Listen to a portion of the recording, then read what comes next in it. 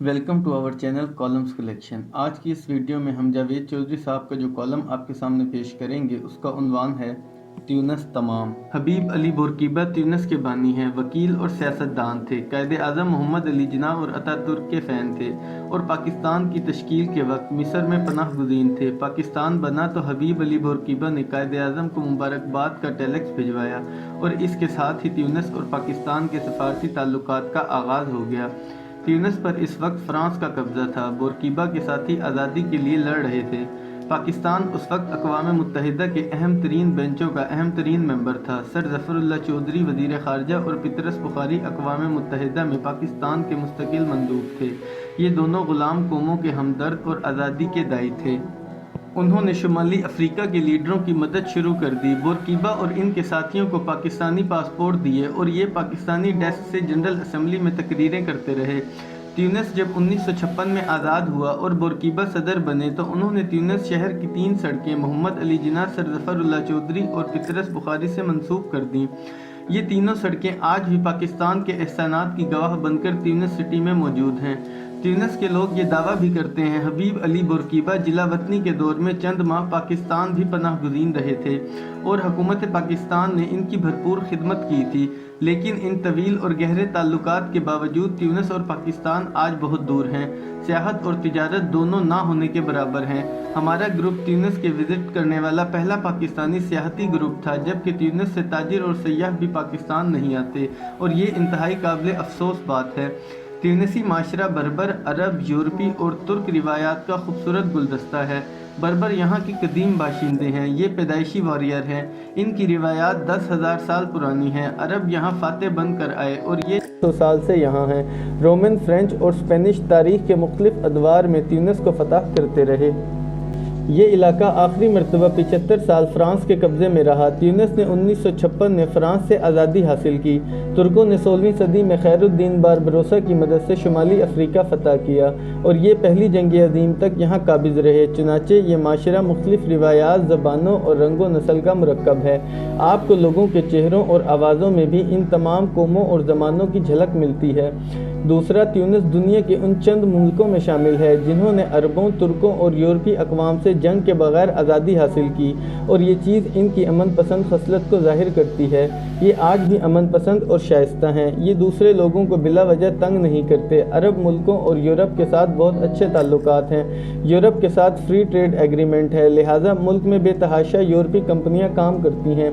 ख़वातीन बाएतमाद और तगड़ी हैं। आपको गलियों, बाज़ारों और सड़कों पर ख़वातीन बेखौफ चलती फिरती दिखाई देती हैं। फार्मेसी का पूरा कारोबार ख़वातीन के हाथ में है। ट्यूनिस की वज़ीर आज़म भी खातून हैं। निजला बुद्दीन को अरब दुनिया की पहली खातून वज़ीर आज़म का एजाज़ हासिल है और ट्यूनिस इस पर फ़ख्र भी करता है। आप मुल्क में किसी जगह निकल जाएँ, आपको सड़क पर हिजाब भी नज़र आएगा, सिगरेट भी और जीन्स भी।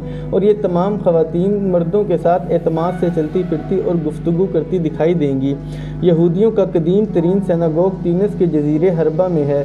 हरबा में यहूदियों के पुराने ख़ानदान भी मौजूद हैं। ये स्पेनिश यहूदी हैं। 1492 में सकूत गरनाता के बाद ईसाई फातहीन ने मुसलमानों के साथ यहूदियों को भी स्पेन से निकाल दिया था। उस वक्त तुर्की में बायज़ीद दोम की हुकूमत थी। सुल्तान ने स्पेनिश यहूदियों को पनाह दे दी थी। चुनाचे हज़ारों यहूदी कश्तियों पर बैठकर इस्तंबुल और अनातोलिया आ गए। हुकूमत ने इन्हें बालात के इलाके में आबाद कर दिया। अनातोलिया में भी बड़ी तादाद में यहूदी आबाद हुए। ट्यूनिस, अल्जीरिया और मोरक्को उस वक्त तुर्कों के कब्ज़े में था, लिहाजा हज़ारों यहूदी ख़ानदान इस्तंबुल की बजाय इन मुल्कों में भी आकर बस गए। हरबा के यहूदी भी उनमें शामिल थे और ये अब 500 साल से ट्यूनिस में रह रहे हैं। ट्यूनिस के लोग मालिकी फ़िक़्ह को मानते हैं। मुल्क की तमाम मस्जिदें हुकूमत के कंट्रोल में हैं। मौज़न और इमाम दोनों सरकारी मुलाजिम होते हैं। अज़ान एक ही वक्त में होती है और आहिस्ता आवाज़ में होती है। खुतबा हुकूमत की तरफ से मौसूल होता है और इमाम इसे कागज़ से पढ़कर सुना देता है। ये अपनी तरफ से एक लफ्ज़ भी नहीं बोल सकता। हमारे ग्रुप को जुम्मे की नमाज हिमामत में पढ़ने का इत्तफ़ाक़ हुआ। हम लोग मस्जिद के इंतज़ाम से बहुत मुतासिर हुए। इस्तिंजा खाने इमारत की पुश्त पर फासले पर बनाए गए, जिसकी वजह से मस्जिद हर किस्म की बू और नमी से महफूज थी। दूसरा, नमाजी रिलैक्स होकर मुख्तलिफ टोलियों में बैठे थे। नमाज से चंद लम्हे कबल इमाम आए, खुतबा पढ़ा, सफ़ें सीधी हुई, नमाज हुई और लोग 10 मिनट में मस्जिद से बाहर खड़े थे। किसी किस्म की हड़बोंग और अफरा तफरी नहीं थी। आप इनके रवैयों की एक मिसाल मुलाहिजा कीजिए। करताज के आसार में एक पुरानी एम्पी थिएटर है। वहाँ अक्सर म्यूज़िक कंसर्ट होते रहते हैं। कंसर्ट के दिनों में मौज़न अपनी आवाज़ मज़ीद धीमी कर लेता है और किसी को इस पर एतराज़ नहीं होता। दूसरी मिसाल इसराइल का सिफारत खाना है।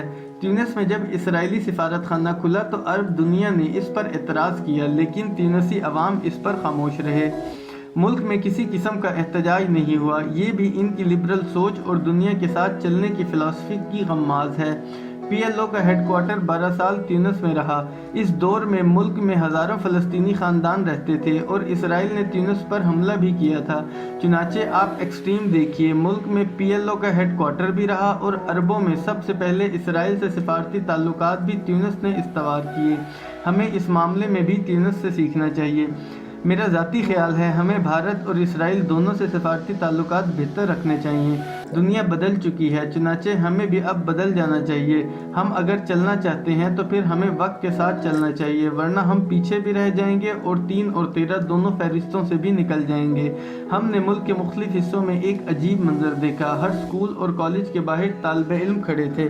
हमने वजह पूछी तो पता चला स्कूल और कॉलेजेस में क्लासरूम्स कम और तालिबे इल्म ज़्यादा होते हैं, लिहाजा तालीमी इदारे फ़ी घंटा पॉलिसी पर चलते हैं। एक क्लास कमरे में पढ़ती है और बाकी क्लासेस के तालिबे इल्म इमारत से बाहर फुटपाथ या सड़क पर खड़े हो जाते हैं। वो क्लास अपना पीरियड ख़त्म करके सड़क पर आ जाती है तो सड़क के तालिबे इल्म अंदर चले जाते हैं। हमने गाइड से पूछा क्या इस दौरान तालिबे इल्म गायब नहीं होते? गाइड का जवाब था नहीं होते, क्योंकि तालिबे इल्मों के साथ उस्ताद भी बाहर आते हैं और अपने स्टूडेंट्स पर नज़र रखना उनकी ज़िम्मेदारी होती है। और अगर कोई तालिबे इल्म गमचा दे जाए तो स्कूल की इंतज़ामिया उस्ताद से जवाब तलबी करती है। ट्यूनिस में नमक की 3 झीलें हैं। ये शत्तुल जदीद, शत्तुल जरीर और शत्तुल फरिश्ता कहलाती हैं। ये लोग इन झीलों से 2 किस्म का नमक निकालते हैं, खाने का नमक और सड़कें साफ़ करने का नमक। यूरोप, कनाडा और अमेरिका में सर्दियों में बर्फ़बारी के दौरान सड़कों पर नमक का छिड़काव किया जाता है। इसकी वजह से सड़क पर बर्फ़ नहीं जमती और ट्रैफिक का बहाव जारी रहता है। सर्द ममालिक को हर साल बर्फ़बारी से पहले लाखों टन नमक दरकार होता है। ट्यूनिस ये नमक फराहम करने वाले बड़े मुल्कों में शुमार होता है। नमक इनके बड़े सोर्स ऑफ इनकम में शामिल है। ट्यूनिस के समंदर फ्रांस, इटली और स्पेन को टच करते हैं। गैर कानूनी तारकीन वतन अमूमन ट्यूनिस के पानियों से गुजरकर यूरोप में दाखिल होते हैं। इन तीनों मुल्कों ने ह्यूमन ट्रैफिकिंग रोकने का ठेका भी ट्यूनिस को दे रखा है, लिहाजा ये इंसानी स्मगलरों की कश्तियाँ अपने पानियों में रोक लेते हैं और इन खिदमात के एवज़ यूरोप से करोड़ों डॉलर वसूल करते हैं।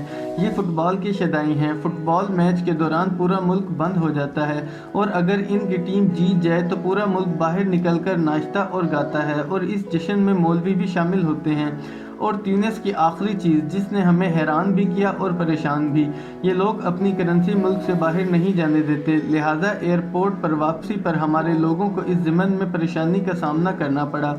ये 1600 से ज़्यादा डॉलर्स और यूरोज़ बाहर नहीं जाने देते। चुनाचे अगर आप ट्यूनिस का विज़िट करना चाहते हैं तो वापसी पर आपकी जेब में लोकल दिनार और 1600 डॉलर या यूरोज़ से ज़्यादा रकम नहीं होनी चाहिए, वरना कस्टम एहलकार आपकी इजाफी रकम जब्त कर लेंगे। और हमारे चंद साथियों के साथ ये हुआ, ये अपनी रकम से महरूम हो गए।